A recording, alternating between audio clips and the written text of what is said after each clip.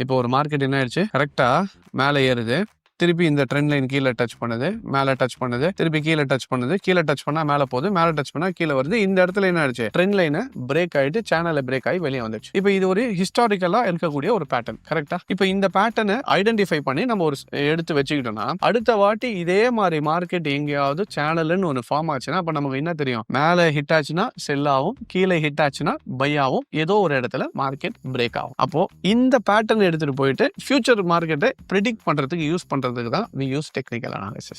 அதுல one of the இதுதான் trend line. இப்போ அதே மாதிரி இப்போ நெக்ஸ்ட் எடுத்துக்கோங்க.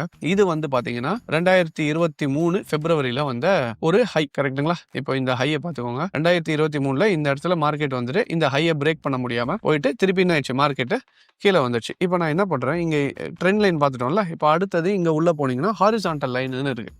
இப்போ இந்த ஹாரிசான்டல் லைன்ன்றது என்னன்னு எதுக்கு யூஸ் பண்ணுவோம்னா, we use it for supports and resistance அப்படின்ற ஒரு கான்செப்ட் இருக்கு. அந்த கான்செப்ட் என்னன்னு பாத்தீங்கன்னா, ஒரு எப்படி நம்ம ஒரு பில்டிங்க்கு இப்போ வந்து கீழே தரையும் மேலே சீலிங்கும் இருக்கும், அதே மாதிரி ஒரு மார்க்கெட்டுக்கு ஒரு டாப்பும் ஒரு பாட்டமும் இருக்கும். அந்த டாப்ஸ் அண்ட் பாட்டம் கண்டுபிடிக்கிறதுக்கு தான் we use